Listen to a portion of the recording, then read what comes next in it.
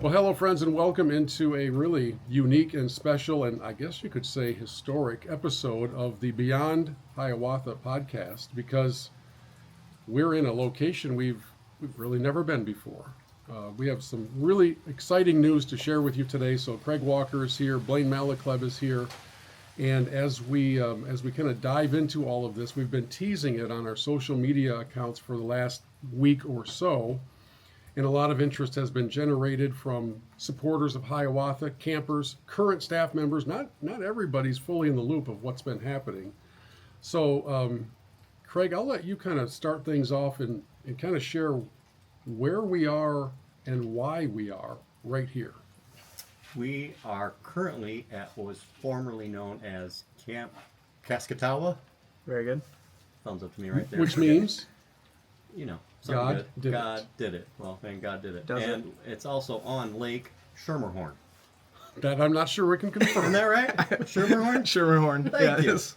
I'm We'll two go for with it. two. We'll go I with am it. not putting my credibility on the line with that particular statement, but the rest of it I'm good with. Anyway, it's about a 90-acre facility, and I think it was a month ago You know? that Tamra got a phone call, and a gentleman by the name of Rich, who is the president of the board here for Cascatawa, said, "I heard you guys were looking for some property, and we might have a property available, which is this place here." And Tamra said, "Well, you need to call Craig."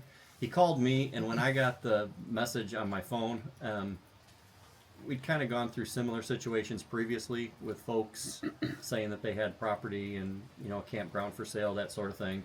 And we'd done that a time or two before, so I didn't call him back within 24 hours, that's for sure. And I don't even know, how did you find out about it?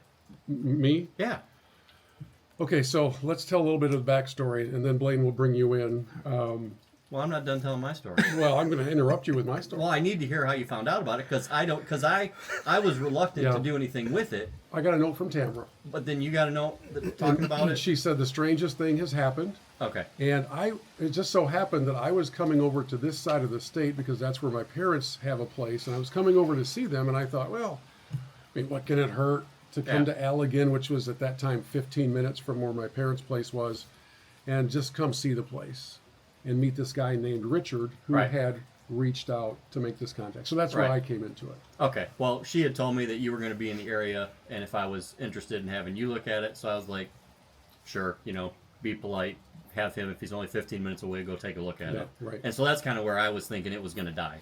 Just he looks at it, says, okay, thanks for the invite, and, you know, we're done at that point in time. So anyway, that is my initial introduction to the place. However, you came, you sent some pictures. The pictures looked, you know, it looked like definitely a usable facility. Not plus the fact that it's on a 70, 80 acre lake. Yep. There's 90 acres involved. The building structures were in really good shape. And so there was a lot of unbelievable positive. Then at that point in time, I was planning on coming to take a look at it with Blaine and Hannah. Well, that then grew to my wife wanted to come and Mason wanted to come. And then that grew to Don Hibbard and Pam Hibbard wanted to come. And then that grew to Tamra and Rob wanted to come. And then there were probably one or two others along with us as well. So at that point in time, there were like 12 or 13 that made the trip out. And I was like, oh boy, if this goes, because when they came out, they were all extremely excited about all the possibilities that were here for Hiawatha. Yeah. And nothing had been, you know, signed, and it hadn't been a for sure deal at that point in time. And so because of that, I was extremely nervous because I thought, it's one thing if it goes south and it's just me and Blaine involved, you know, we can get over that. But now there's like 12 or 13 people, and all of them at the conclusion were very excited about the possibility of this taking place. At that point in time, I became very concerned. I was like, okay, if this doesn't go through, we're in a lot of trouble. So when you first heard about this possibility, Blaine, what were the thoughts that went through your head when you thought, Hiawatha in Allegan? Yeah, definitely something I never would have anticipated. It's very exciting to me and my wife just because of the fact that we live in Holland. So the idea of camp going from being 6.5 hours away in the UP to 3.5 hours away in Roscommon to now 40 minutes away from us. It just makes life sound a lot more easy for when summer rolls around and when we're making trips back and forth to camp. But And that's why we That's why we did it. entertain the yeah, idea. yeah, Right. yep. Exactly. Whole Yeah. thing If was it's centered easy in for worship. Blaine, then let's do it. So there's a backstory to this, and to me, it's amazing how it ties into the origin of Kaskatawa is, which means God did it. So the shortest version that I can tell is that a young lady was a camper at Hiawatha this summer at our Roscommon location, where we've been renters for the last few years since departing the Upper Peninsula. And this young lady, during her time as a camper, caught wind of the fact that we've been praying for and really looking for a place to call our own. It's been a few years, right? Mm-hmm. So she went home and told her grandma. Her grandma is a volunteer at a crisis pregnancy center in this area, and one of the staff members at that crisis pregnancy center is the wife, follow me now, is the wife of Rich, the man who Craig mentioned earlier, the caretaker of this facility, the director of operations. And Camp Kaskatawa was winding down its operations, its time as a ministry. They've just not been able to kind of make a go of it. And their bylaws mandate that if they were to ever dissolve as a camp or as a ministry, that first they would have to donate it to a like-minded ministry. And so as I came over to visit, to see the place and spend some time with Rich, I quickly caught his heart, his hurting heart, frankly. I mean, this is in many ways a similar feeling to what we've been through over the last several years. Only the Lord has continued to bless the ministry of Hiawatha regardless of the zip code, right? I mean, that's one of the lessons that I've learned through all of the last few years of relocation, is that the moving of the Holy Spirit is not zip code limited.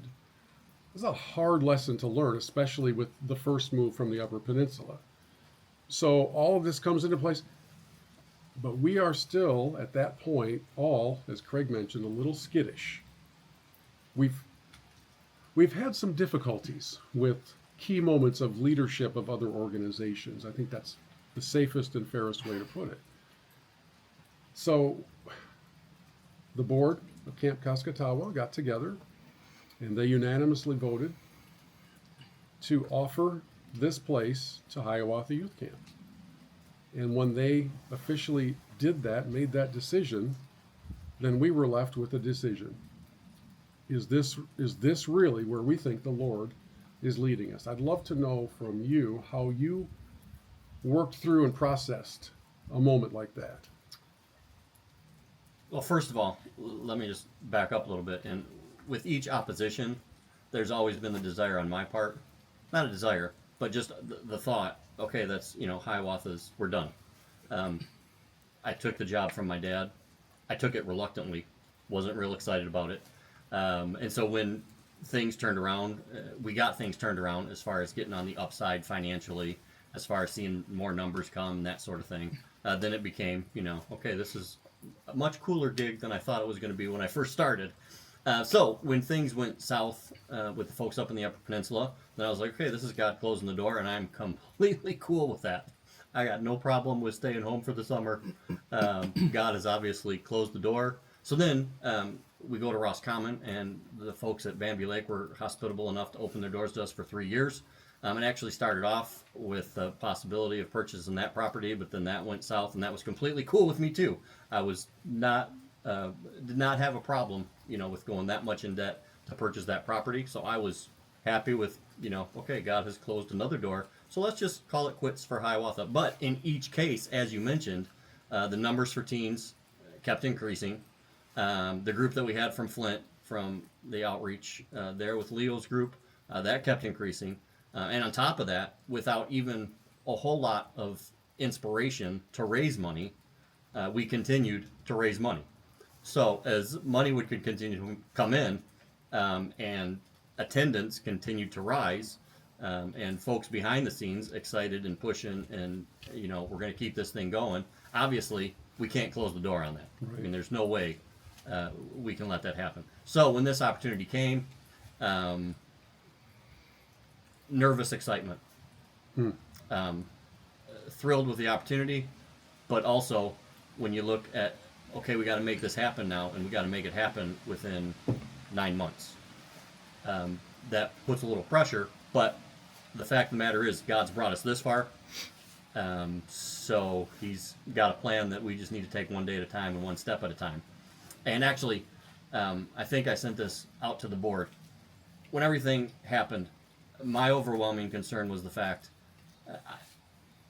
it was a great opportunity. All we had to do was take care of some financial responsibilities that they had that they couldn't meet at the time. So they asked us if we could do that for them. We said definitely. We're happy to do that. But my thought at that particular time was, it's a great chance and a great property, but if God's not in it, then I don't care how great the opportunity is. I don't want to be a part of it. So it's not often that I do this. Yeah.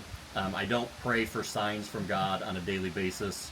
It's just not something that I do a lot of.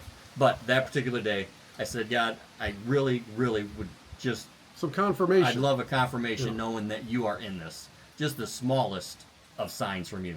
That day, went to the post office, got a check for $6,000, I believe, and just a note on it that said gift. It's from a couple who's never been to Hiawatha. They don't have kids that have gone to Hiawatha. So wild. Just Crazy. a donation like that says gift at the bottom of it.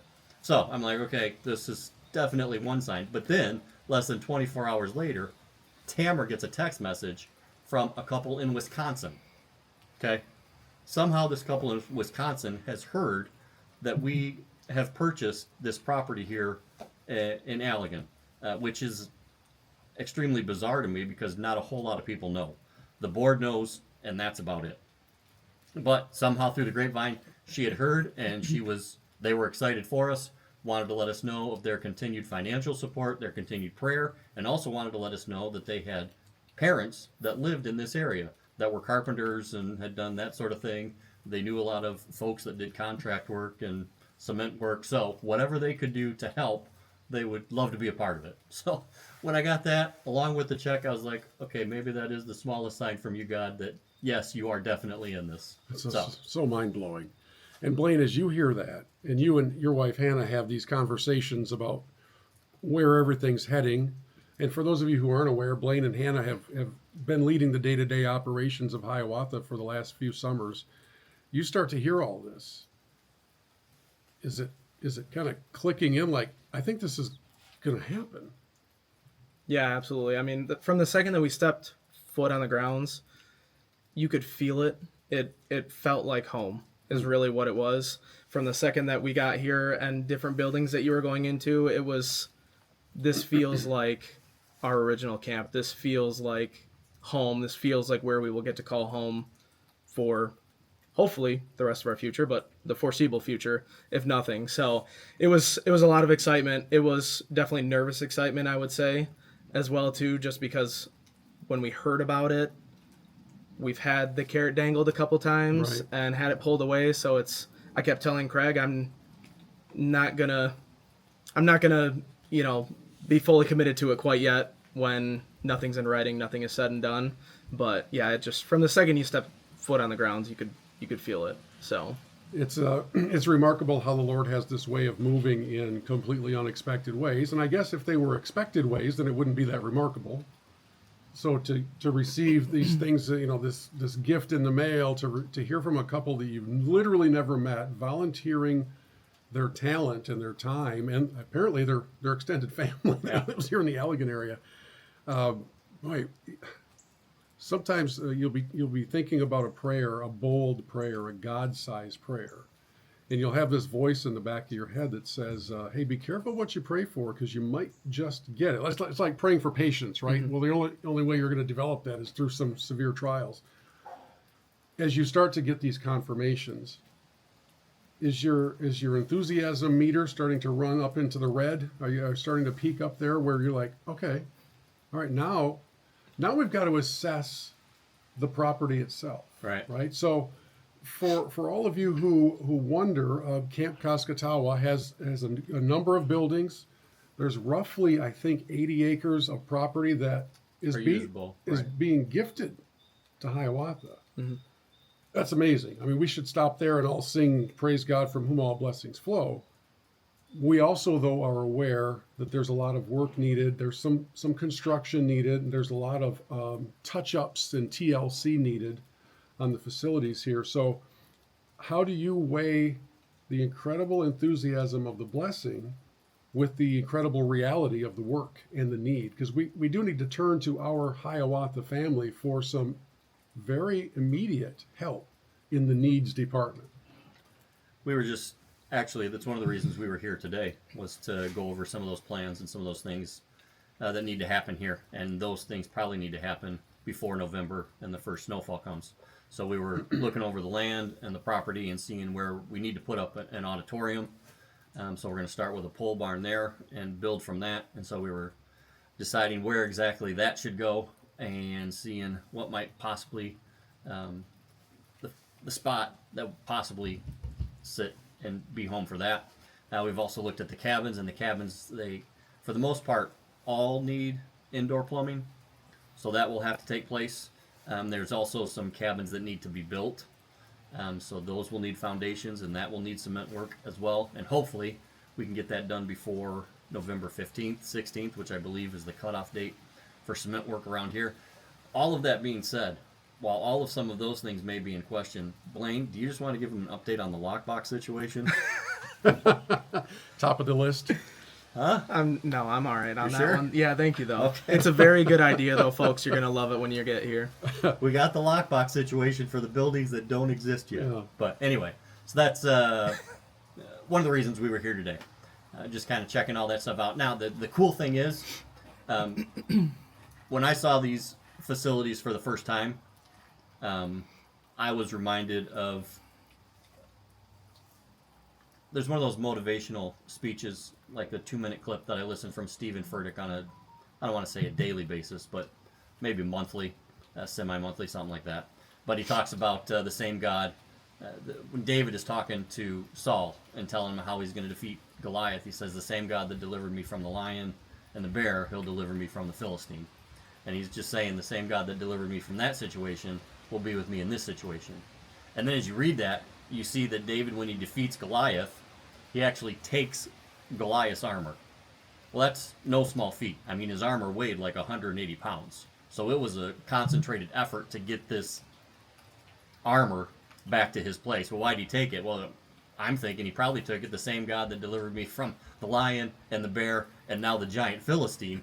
He's using that to say, hey, same God that did all that, he's going to deliver me from this situation here as well. And I was just reminded, when I looked at these facilities, like for the dining area that's right behind us here, there's a vivid memory that I have the last evening after we had done the renovations to that dining room area up in the Upper Peninsula, and how cool it looked, and turning the lights off before I left and just saying, thanks God for letting me be a part of this. And thinking to myself, okay, the same God that did that before, he'll do it right here as well. So that's kind of the optimism and excitement that I look forward to it with. Yeah, that's pretty cool. And you're more boots on the ground because this is a home game for you. So Yeah. are you overwhelmed by the potential project list, or are you more enthused by the potential? Yeah, I'm unbelievably excited for it. It's going to be a lot of work, but it's going to be so beautiful when it's all said and done. And just the idea of being able to see campers on the grounds here in the coming summer is all the motivation that I think Hannah and I need, that really any of us need, is just knowing that God is going to work and move here in 9 months. So it's, just really something we have to get done regardless of what we feel. And you've already got folks not signed up, but already calling and showing interest, right? Yeah, I mean, that was something that was really cool for us, just being involved in the day-to-day and in what we're trying to do in terms of growing numbers and forming long-term partnerships and relationships with church groups, especially ones that we've been focusing on in West Michigan, because we really haven't had connection over here for a long time. I don't know if ever really, just given where Calvary is located. So we actually had 2 churches from Holland send kids up for the first time this past summer in 2025. And then one of the pastors that I was actually trying to get connected with in Hudsonville that ran the small group, the young adults group that my wife and I were a part of for years right out of college, trying to get him come as a speaker this past year. He said it wasn't able to fit into his schedule, but then he calls me 1 day, literally 1 day after we toured the grounds here, and Hannah and I are both sitting there, and I'm like, hey, listen in on this. And he says, hey, I have a group of 50-ish that we want to use your grounds in the coming summer. Is that something that you see being possible? And I said, well, there's some very big things in the works. Funny you should ask. Cannot tell you any details about it yet because we have no idea where it stands, but we potentially might have a new home next summer, and we would love to have you. Yeah. And so I actually called him on the way here today as well too, and we started talking over some details with that. So just very cool to see our presence growing in West Michigan, and then the fact that our new home will sit here as well. Mind-blowing on so many levels. Let's get into some of the finer details because, as I mentioned a couple of moments ago, we do need your help. If you're a part of the Hiawatha family, or as Craig has mentioned, even if you're not a part of the Hiawatha family and you'd like to be a part of something super exciting that is investing in the future of young people and bringing them to know and follow Christ all the rest of their days, that's what Hiawatha is about. The Lord has miraculously blessed for 50 plus years in the Upper Peninsula. This last summer in our Roscommon location, we were sold out, I think, all but one of the weeks, and that week was like 90% full or something like that. 5 people short. So in other words, Hiawatha is still a vibrant and active and important ministry. We would love your help in launching this new location in Holland.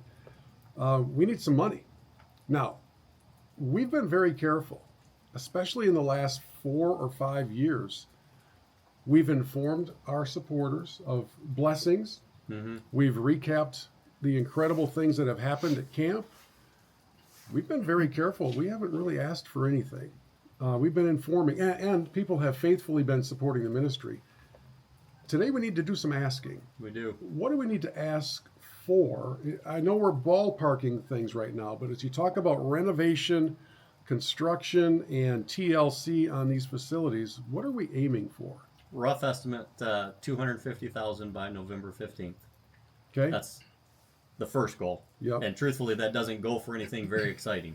Right. We were talking about the location of, what were we looking at? The location of, The auditorium? No. That's septic not nearly fields? as exciting. What? The septic fields, yeah. That's not real exciting to raise. Hey, let's raise money for a septic field. Yeah. Would your family like to sponsor a septic there field? You go. Would We'll you name it after put you. a plaque on there? Yeah. This is the Hobson Septic Field. But we got to have 4 of those. I think is Yeah. what we talked about, and then some wells that we got to get dug up for as well. So and that's like pre-freezing. That's pre-freezing, yeah. And the foundation for the pole barn and the auditorium that we want to put up as well. So that goes into it as well. Okay, so we're trying to be as transparent and specific as we can in telling you the stories of how this all came about, but we're also going to be transparent and just come right to you and say, we're praying for generosity of $250,000 before November 1st so that we can begin the process, because the plan is that the 2026 Hiawatha season takes place here in Allegan, Michigan. So Blaine, if we're able to move into that pre-freezing work, what are we looking at on the other side of it when eventually things thaw out in April? From a work standpoint? Yeah, and needs standpoint. Yeah, I mean, if you want to put size and scale to it all, like Craig said, it's every single one of the camper cabins are in very good condition right now, but there's a lot that we want to do to get them to the next level of being above and beyond what we would want to offer in terms of quality and a quality camping experience. But when you're talking about the scale of the buildings that we're putting up, you're talking about an over 3,000 square foot auditorium that's being built, over 2,000 square feet worth of cabins that are being built. So they're not small by any means. Right. So, and then, like you said, we're talking about adding into septic and wells that are not connected anywhere across the grounds really at this point in time. So there's a lot of big things along with the small work that needs to be done as well too. And just to be clear for everybody, just in case you're wondering, there are bathrooms and running water here on Yes. the grounds. It's just that our camper lodging facilities right now use a centralized bathhouse. It's very nice, but it's a fair walk depending on where you're staying. And one of our goals is to make sure that each camper unit has its own restroom section, like we've had for basically forever. So that's the reason you're hearing talk about the septic fields. And we talk about an auditorium. They have small gathering spaces here. We don't need 1,000-seat auditorium like we may have come from it at one point. We need to be able to gather 150 to 200 people, and I think that's what we're aiming for, right? Yeah. Correct. We've shared with you the journey of the remarkable path that has led Hiawatha to being here in Allegan. If you're trying to find out exactly where this is, just look up in your maps, just look up Camp Kaskatawa, and if you spell it right, you get bonus points. But we're also being transparent with the needs that we have. And the $250,000 need before the freeze takes place is very, very real. It's very, very crucial to allowing us to operate camp here in 2026. Just so you all know, that won't be the end of the needs.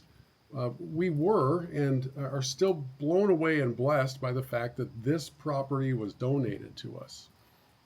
But we also know that God's people enjoy the favor and the blessing of God when they have a part in ministry.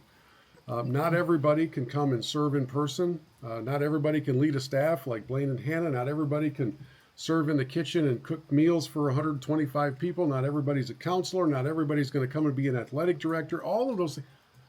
But everybody who is a part of this conversation has the potential to do something through your volunteer efforts, through a generous donation that will be used 100% for the launch of Hiawatha 2026 at the former home of Camp Kaskatawa and the new home of Hiawatha Youth Camp in Allegan, Michigan. And Craig, I have like one or two final questions for you. Number one is, what if somebody else, much like that family in Wisconsin who just wants to come and help, what if somebody has a skill set and they want to come be a part of the effort? How would you like us to direct them? We will probably have information on our website sometime. I don't want to say shortly, because I'm not sure how much labor is involved with some of the stuff that's going on now, as far as common labor. Does that make sense? Yeah. I mean, there's some specialized stuff that has to take place, but I mean, I don't think majority of the folks listening are going to be able to dig a septic tank well, that sort of thing.